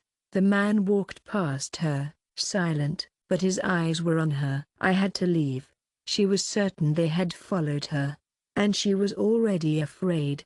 She leaned close to her mother and said firmly, her voice firm and unyielding, "I'm leaving. I'll be gone for a while. I will return if I am able to." My mother looked at me, clearly seeking an answer, but she didn't have the energy to speak. Alexandra kissed her on the forehead and hurried out into the corridor. Her father was waiting for her. "Where are you going? Why don't you wait for the doctor?" She stated that she was going to get the medicine and return. It was dangerous to stay. She fled the hospital, and Mikhail, waiting at the exit, called out quietly, "Sasha, hurry up. I saw a suspicious guy. Was he following you?" Olga was waiting in the car with Irina and Lyosha. Everyone was nervous. Alexandra burst into tears the moment she climbed into the back seat. "You cannot leave when your mother is in such a state." Mikhail didn't say a word, just held her close. Olga started the engine, wiping away her tears. "You've made your decision, we're going now." Irina spun around, her eyes wide with panic. "We must go now, before they surround us." Alexandra knew that now was the time to make a decision. "You have three options: leave your family, leave with your husband to save your life, or stay. It's essential to set up both him and yourself." She glanced at her husband. His face, haggard from the last few days, was still full of determination. He was waiting for her decision. She had a sudden epiphany. "If I don't go now, I'll give my love, but I'll give my parents and my morals if I leave." She made a decision, even though it made her cry. "Go." "I'm not going to apologize for this. My mother will get better. When everything calms down, I will make myself known." Their escape began. The five of them went to the border, where they found fake documents waiting for them. The journey was long and stressful. They changed their car multiple times because they were convinced they were being followed. They drove along country roads, avoiding the main ones. "We spent the night in cheap motels, trying not to attract attention." Alexandra was restless and worried about her mother. She was certain that this was her last legal life in her native country. Mikhail assured Barmaka that he would make her comfortable. "We will return when the decision is made." Irina and Leslie were in constant communication by phone, working to determine if there had been an ambush. Olga chose not to go abroad with them, but she still accompanied them to a certain point to help and say goodbye. Alexandra knew that everything was too risky. She didn't think they would get out alive. Their car was stopped at a checkpoint. The policeman demanded to see the documents. Irina, the driver, immediately pulled out her fake passport. Mikhail and Alexandra prepared documents for fake names. Olga, smiling nervously, announced that they were all going on an excursion to the neighboring region. Alyosha had a habit of acting like a foreigner and hardly spoke Russian. The policeman scrutinized their passports for an extended period, made a note, and then inquired about their destination. Irina replied with confidence, stating that they were tourists. Alexandra, I was certain that her eyes would twitch, revealing a lie. The policeman returned the passports, which was fortunate. "Drive carefully." They drove on with heart-rending relief, almost fainting from nerves. After 3 hours, they reached the agreed-upon point where Olga was supposed to leave them. They hugged at the curb. Olga cried and demanded that Alexandra be careful. She promised to let her parents know she was away on a business trip, but they don't know how long it will last. Alexandra recognized it was a minor consolation, but it was a consolation nonetheless. After Olga left, The four fugitives moved to a new car, which was provided by Laoshaw's friends. They approached the border on a dirt road. Laoshaw confirmed that everything is captured there and can be crossed along a quiet path. They immediately noticed a suspicious jeep with its headlights off as soon as they arrived. "It's not ours," Irina spoke in a quiet but assertive tone. "It was an ambush." Laoshaw swiftly moved to the side, attempting to control the situation, but individuals equipped with firearms swiftly exited the jeep. The chase began. Alexandra felt her heart pounding. Mikhail was in the back seat, half recovered and staring out the window. Irina was shouting, "We've been spotted." Laoshaw stepped on the gas, cursing. Several shots whizzed past. The car bounced on bumps, and the suspension creaked. Alexandra knew this was the end, and she clung to Mikhail. Laoshaw suddenly flew out on a side road, maneuvering between the trees, leaving the pursuers behind. They came off as weak after 5 minutes of deadly fear. These bandits and corrupt agents were definitely on their trail, but the fugitives were in luck. They finally made it across the border late at night. They were exhausted, as if they'd just survived a war. They stayed in a dilapidated hotel on the outskirts of the city. Irina and Laoshaw began calling contacts to arrange further movement. Mikhail collapsed on the bed, his appearance suggesting extreme fatigue. Alexandra promptly took a seat next to him. "We are abroad," she said firmly. He sighed, "but that didn't change the fact that we're still not free. We will move on. We will change our housing. We will change our documents. We will find a way to start a new life. Otherwise, they will find us out." Alexandra knew that this was just the start of her travels. She stroked her husband's hair. "Miska, I expect to see you more often. I'm not concerned about what happens. My priority is simply to be there. Leave me alone." "Hear it." Mikhail pulled her close and whispered firmly. "Sasha, I'm sorry. I'm sorry for everything." The days dragged on, and the suspense mounted. They moved several cities to confuse their tracks. Alexandra received news from her homeland at times. She instructed Olga to call using an encrypted app. Her mother's recovery was a relief, but otherwise the situation was grim. The father was looking for Alexandra, but Olga convinced him that her daughter had left on an urgent trip. The weeks passed, and she was consumed by fear. Every movement outside the window was clearly suspicious. Each call could be fatal. Mikhail insisted that they would find a safe place soon. Irina and Laoshaw were working on the registration of new papers and arranging housing in a distant location. Alexandra thought about it more and more often.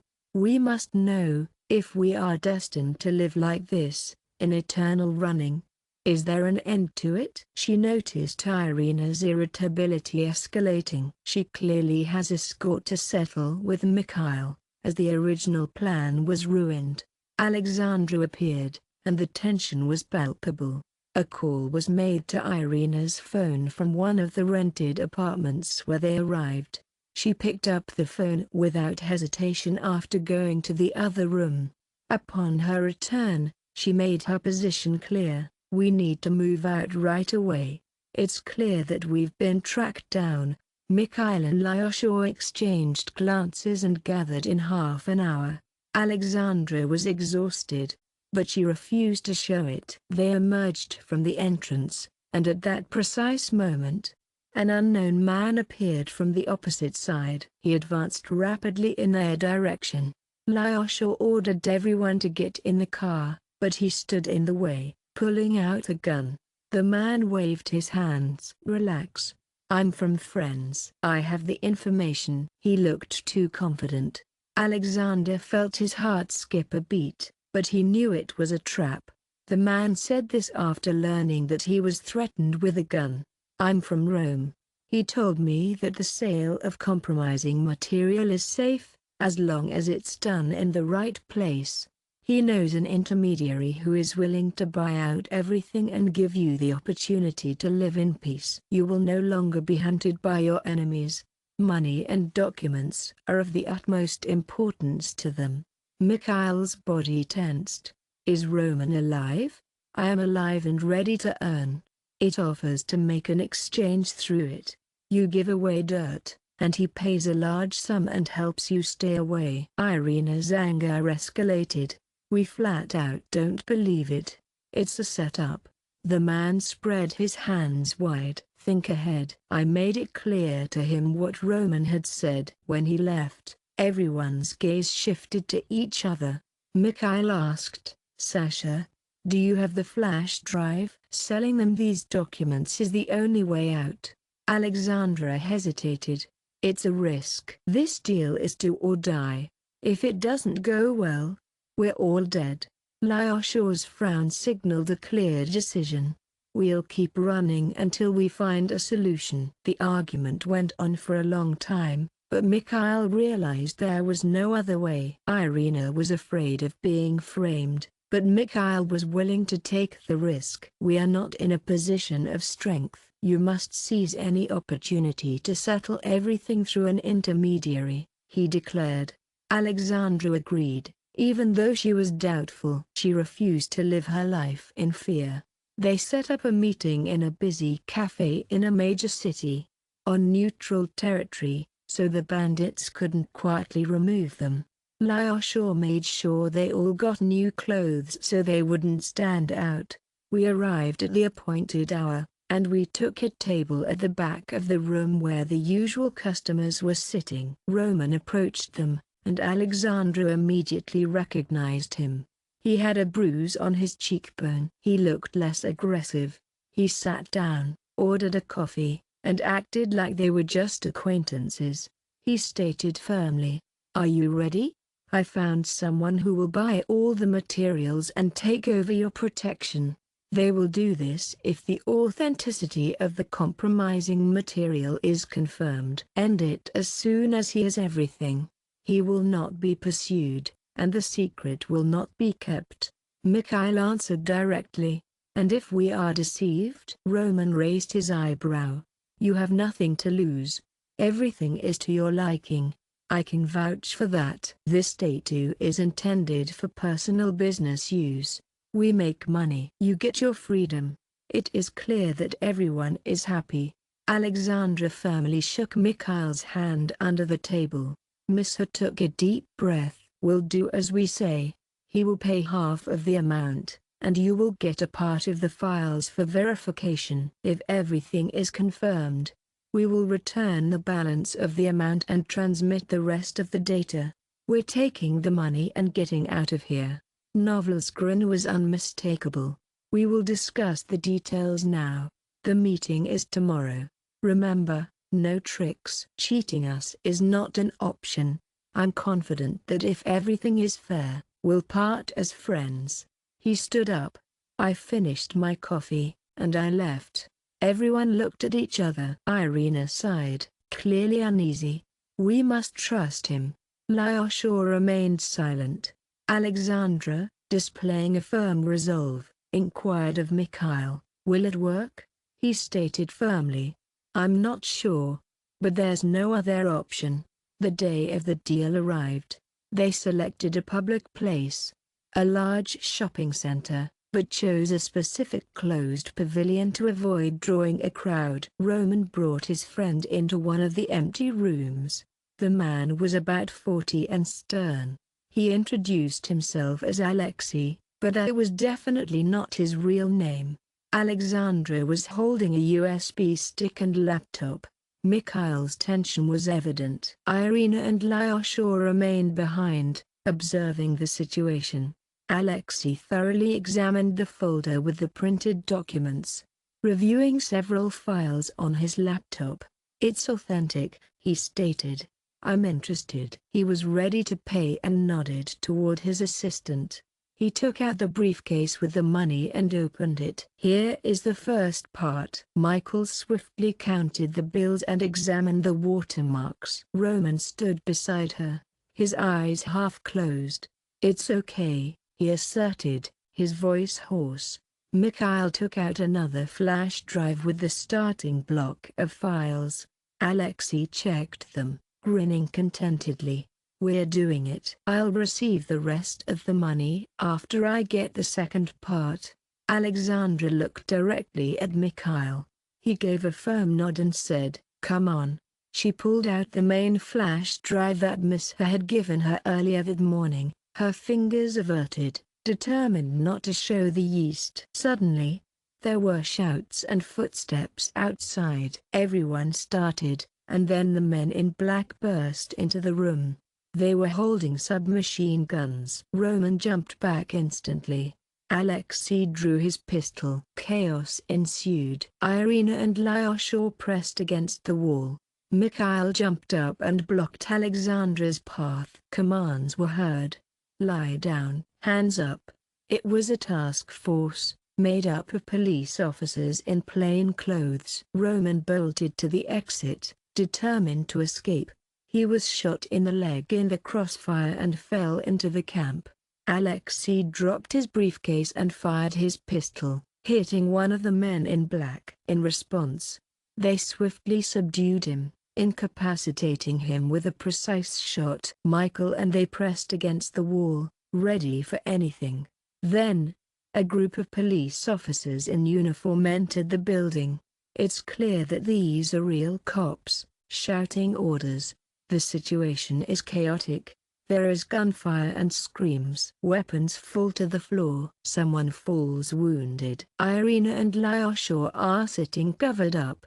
Alexandra, holding a flash drive firmly in her hands, looks at Mikhail with clear horror. He's holding her back from the madness, keeping her safe. The armed men finally threw Alexei to the floor after the smoke from the shots had cleared. "He's bleeding out." Roman groans loudly next to me.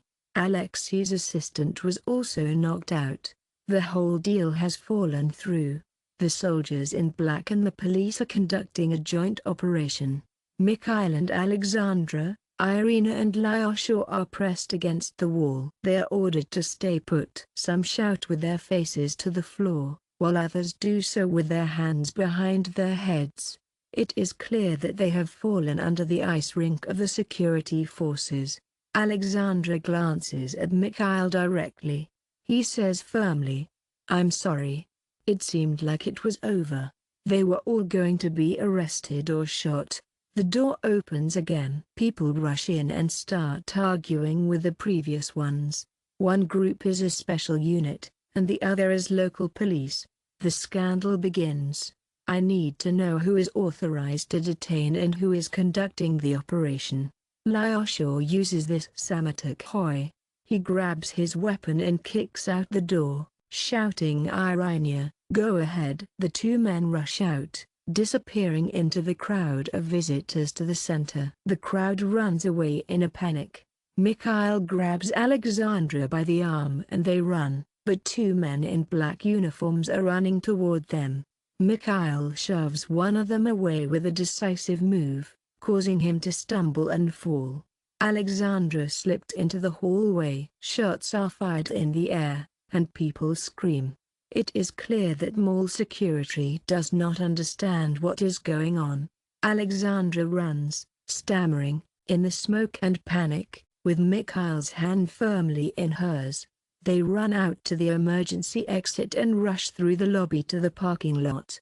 It is clear that they do not have a car. Irina and Lyosha escaped to a place that's still a mystery. They must have left.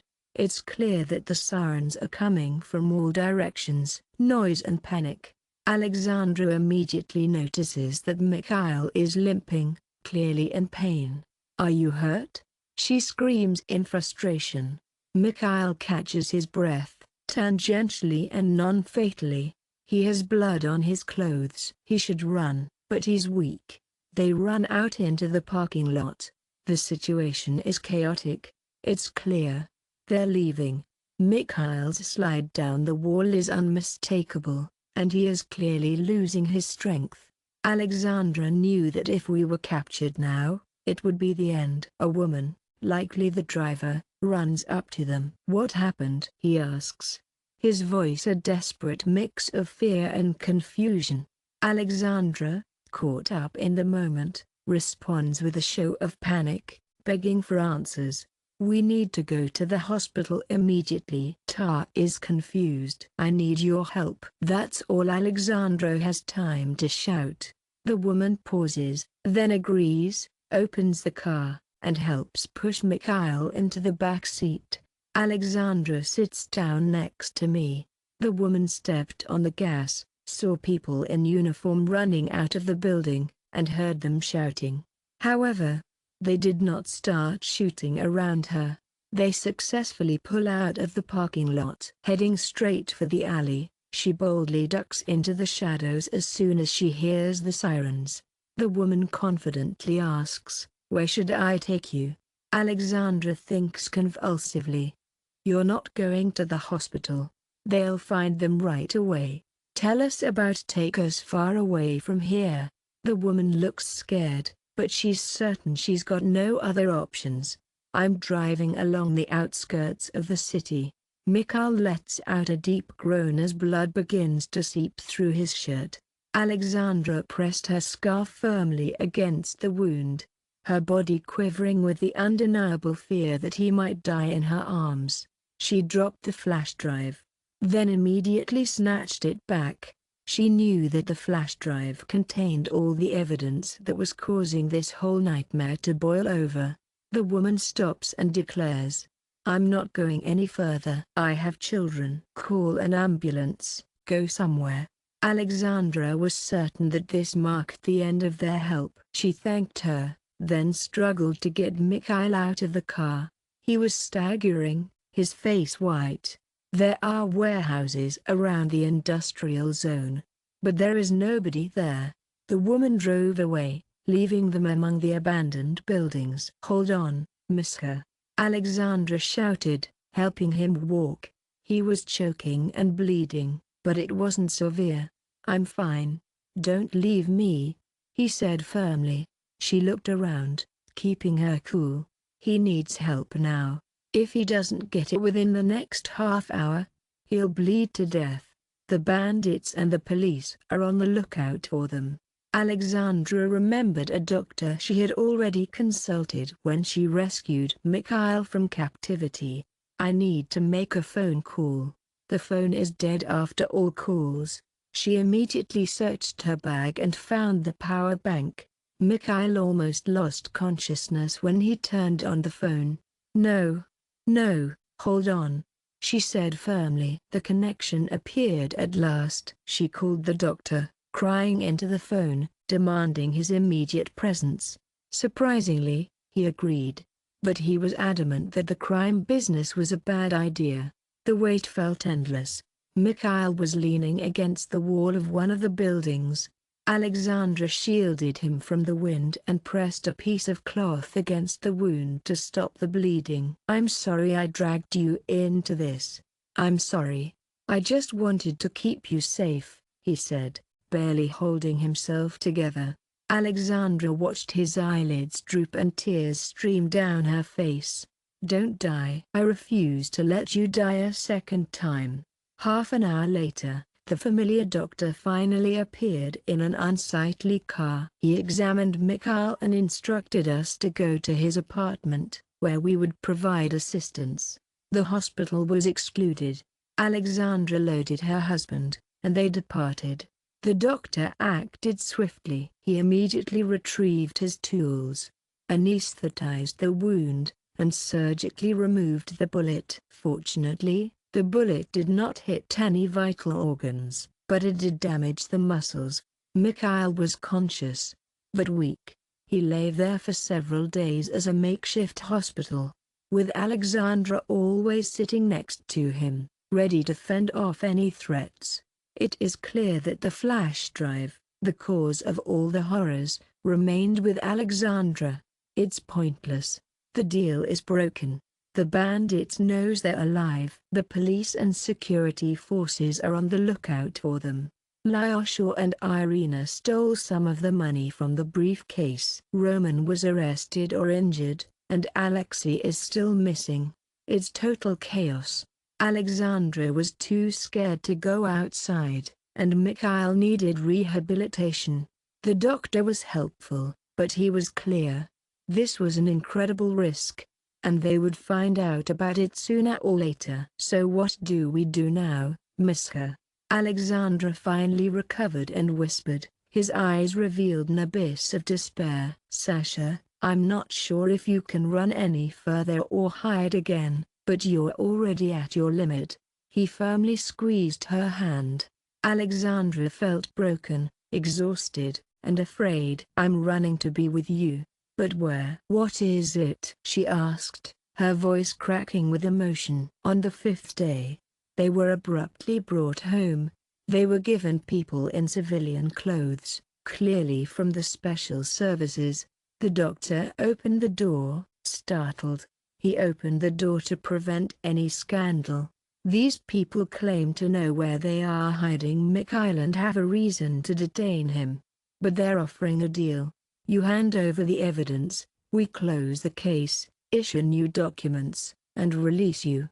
But you'll never set foot in our country again." Alexandra shuddered at the sound of it. "They should arrest us." The plainclothes man gave a casual shrug. "What for?" "This is a delicate matter.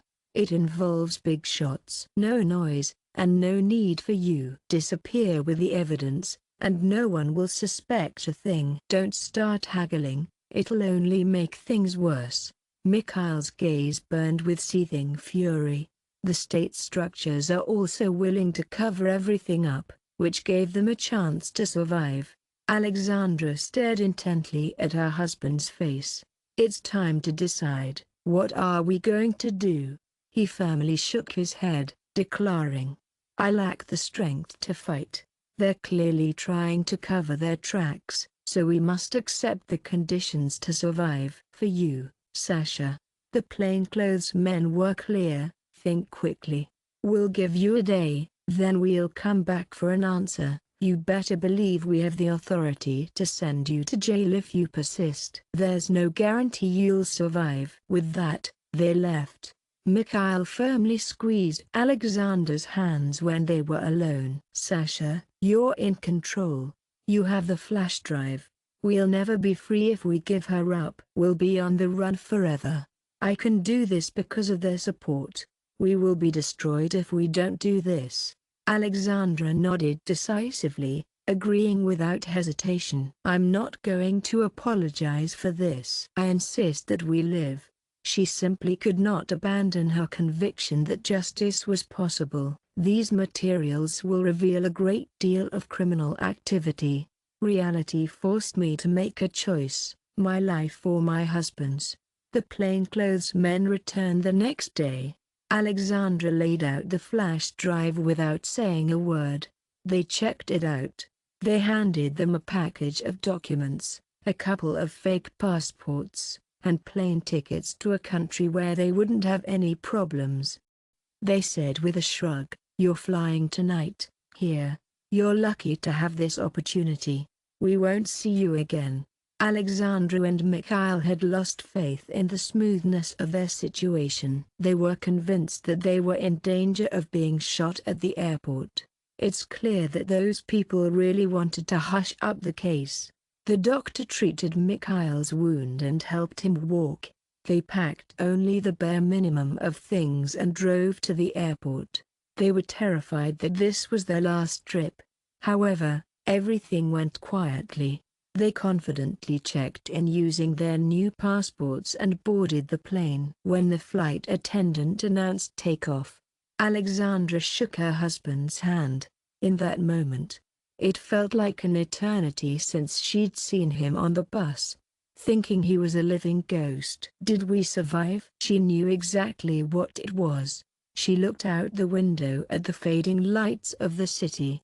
Mikhail looked at her and said in a low voice, "I'm sorry, and I appreciate you not leaving me." "Sasha, I love you." She was still seething with resentment for his lie and disappearance, but she answered nonetheless, "I love it, too." "We will come back.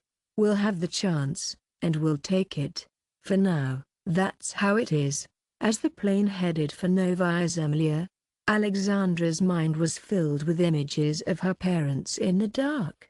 Her mother in the hospital, her father rushing around looking for his daughter, and her friend Olga. At the same time, she clung to her husband, certain that he was alive and that there was hope. She saved Mikhail and herself, and in doing so, she lost her old life. However, I saw a second chance for her in the future. She will explain to her family in the years to come that she did not die. She will tell them that her love for her husband was stronger than fear, stronger than guilt, stronger than the criminal networks that held them captive. They are waiting for the unknown in a foreign country. They will have to build everything from scratch, but they will do it together. Fate will give them a chance to return and restore relations with their relatives when the danger finally recedes. Alexandra knew she had done the right thing. Despite the horror, she had followed her heart. She could see Mikhail sleeping quietly in the air. The path will continue to be full of riddles and difficulties, but she will carry the belief that all this was not in vain. One day, they will repay their debts to fate and tell their loved ones the whole truth. They were finally out of the death lab together, and no one knew what would happen next. Mikhail's most important secret remained unsolved for everyone, the whole city, neighbors, parents, and probably even the official authorities, who were more comfortable considering him dead. This is because he was resurrected after a year of absence. Alexandra finally learned the truth in the final seconds of this wild tale. His disappearance was the result of love, fear, and a complex criminal plot that nearly cost them both their lives. They faced exile and a new foreign country, having flown there using forged documents. But she finally had an answer to the main question that had been nagging her since she saw him on the bus. "I need you to tell me why you left and why you made me believe you were dead." The answer was clear in that final embrace. He was willing to risk everything to make sure she wasn't dragged into a deadly circle over time limit. Fate has arranged everything differently. They are on a dangerous path. It's clear that only love prevented their final destruction. That's the whole secret, and it surfaced at the very last moment. There's uncertainty about the new day, and the hope that no matter how life turns out, they will find the strength to be together and return home one day. If they defeat their enemies and the ghosts of the past. The airplane engine hums softly. Her exhausted husband is dozing nearby. Alexandra gazes out the window at the rare stars and whispers to herself, "Everything. Now. The end of the road is definitely not in sight, but we are alive, and we are together." Her crazy decision is the only thing that led to that whisper. She has experienced love, pain, and fragile hope,